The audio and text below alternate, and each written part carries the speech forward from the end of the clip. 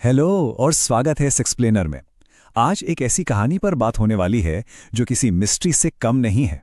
राजस्थान नाम सुनते ही दिमाग में सबसे पहले क्या आता है? रेगिस्तान और रेत, राइट? लेकिन इस राज्य का जो ड्रेनेज सिस्टम है, यानी पानी के बहने का पूरा नेटवर्क, वो इतना घना और कॉम्प्लेक्स है कि कोई भी हैरान रह जाए। तो चलिए पानी के एक बूंद के इस दिलचस्प सफर पर निकलते हैं और जानते हैं कि आखिर इसका अंत कहाँ होता है। अब जरा पानी की किस्मत तो देखिए। अक्सर लगता है कि हर नदी आखिर में किसी न किसी समुद्र में जाकर मिलती ही है ना? पर यहां कहानी थोड़ी अलग है। एक बड़ा आंकड़ा, करीब 60% पानी कभी समुद्र तक पहुंचता ही नहीं। वो पूरी तरह से जमीन के अंदर यानी इनलैंड ही रह जाता है। बाकी बचे पानी में से सिर्फ 23% बंगाल की खाड़ी और लगभग 17% अरब सागर की तरफ बढ़ पाता है ना हैरानी की बात? तो इस सफर में एग्जैक्टली क्या क्या आने वाला है? सबसे पहले द डेस्टिनी ऑफ वाटर को समझेंगे, फिर उन नदियों की बात होगी जो बंगाल की खाड़ी और अरब सागर की तरफ जाती हैं।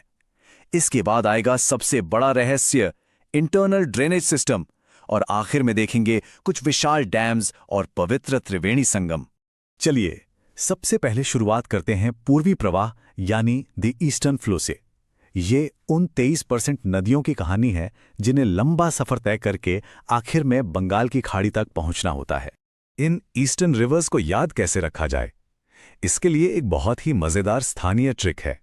बस याद रखिए, बाघ चबाए। सुनने में थोड़ा फनी जरूर लगता है, पर यह बहुत काम की चीज है। बा से बैडाच, ग से गंभीर, च से चंबल और आखिरी बा से बनास। देखा, इस छोटी सी लाइन ने इन चारों मुख्य नदियों को दिमाग में बिल्कुल लॉक कर दिया। और जब चंबल नदी की बात होती है तो इसका स्केल सच में विशाल है। ये नदी पूरे 1051 किलोमीटर तक फैली हुई है। ये आंकड़ा ही अपने आप में बताता है कि चंबल नदी कितनी शक्तिशाली है।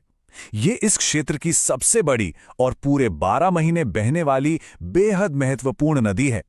वैसे चंबल की इतनी सारी सहायक नदियां हैं कि उन्हें याद रखना थोड़ा मुश्किल लग सकता है, लेकिन इसको एक अजीब सी कहानी से आसान बनाते हैं।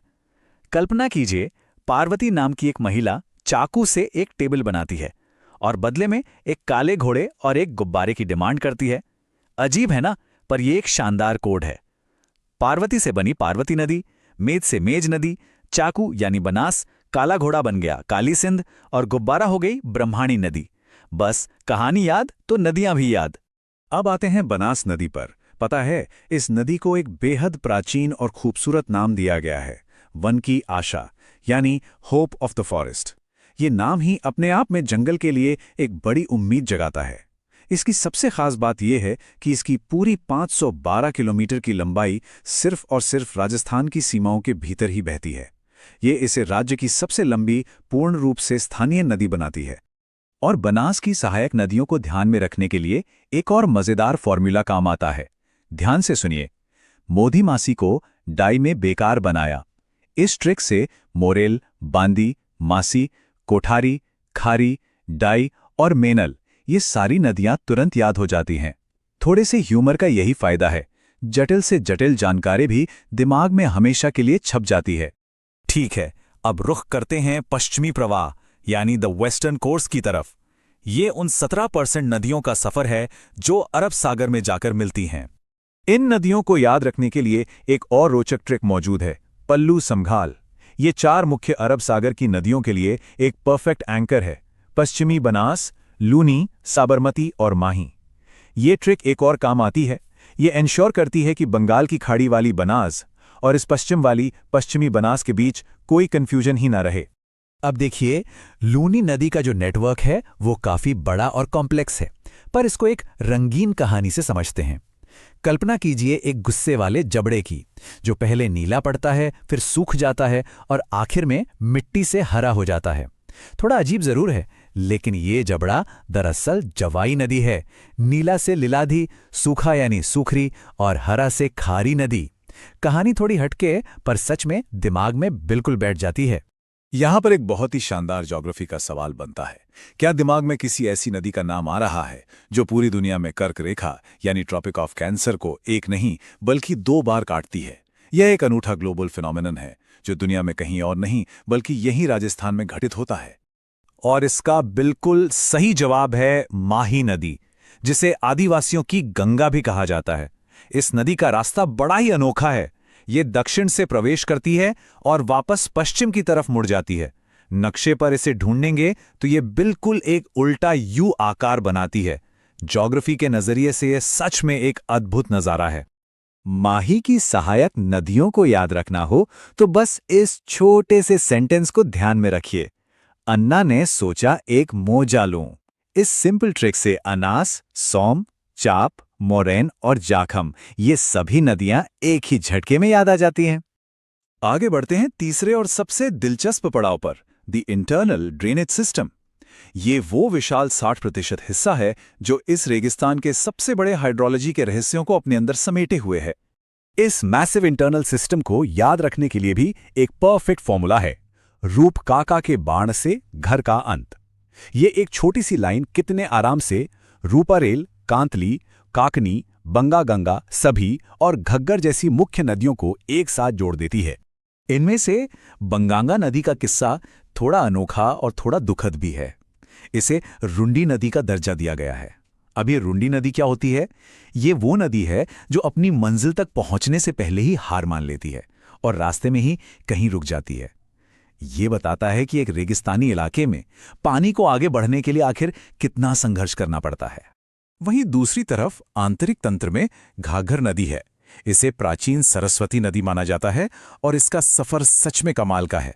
ये ऐसी अकेली नदी है जो सीधे हिमालय से पानी लेकर राजस्थान में आती है और फिर आगे बढ़कर पाकिस्तान में जाकर खत्म होती है। सोचिए, हिमालय का बर्फीला पानी और राजस्थान की गर्म रेत, क्या अद्भुत कॉम्बिनेशन है। चलिए अब आखिरी पड़ाव पर आते हैं, डैम्स एंड त्रिवेणी संगम्स। जब ये नदियां आपस में मिलती हैं तो वहां का दृश्य और ऊर्जा दोनों ही लाजवाब होते हैं। पवित्र त्रिवेणी संगमों को देखें तो रामेश्वर घाट पर चंबल, बनास और सिप नदियां मिलती हैं, जिसके लिए आसान सी ट्रिक है, राम से बच। बिगोद में बनास, बेडच और मिनाल का मिलन होता है। इसकी ट्रिक है बनास इन बिगोड, और बेनेश्वर धाम में सोम, माही और जाखम मिलते हैं, जिसे सोजा मां वाली ट्रिक से बड़ी आसानी से याद रखा जा सकता है। और जब इंसानों द्वारा बनाए गए विशाल बंधों यानी डैम्स की तुलना होती है तो दो नाम खासकर सामने आते हैं। एक तरफ है ऊंचा जाखम डैम जो करीब 81 मीटर ऊंचा है, और दूसरी तरफ है लंबाई में फैला हुआ माही बजाज सागर डैम जो लगभग 3 किलोमीटर से भी ज्यादा लंबा है। दोनों की अपनी अलग ही पहचान और अहमियत है। अब तक इतनी सारी नदियों और बांधों की बात हुई, लेकिन इन सब के बिल्कुल विपरीत एक हैरान करने वाली भौगोलिक सच्चाई भी यहाँ छिपी है। बीकानेर और चूरू ये दो ऐसे जिले हैं जहां से एक भी नदी नहीं गुजरती। इतने विशाल ड्रेनेज सिस्टम के होने के बावजूद इन इलाकों का पूरी तरह नदी विहीन होना सच में भूगोल का एक बड़ा ही फैसिनेटिंग पहलू है। इस एक्सप्लेनर के आखिरी पड़ाव पर एक बहुत ही गहरा सवाल खड़ा होता है। जब इतनी सारी प्राचीन नदियां धीरे धीरे सूख रही हैं और लगभग 60% पानी जमीन में ही रुक जाता है, तो ऐसे में इस रेगिस्तान के पानी का आखिरी भविष्य क्या होगा? आने वाले वक्त में ये जीवंत परिदृश्य कैसा दिखेगा? ये एक ऐसा महत्वपूर्ण सवाल है जो सच में आगे और जानने की जिज्ञासा पैदा कर देता है।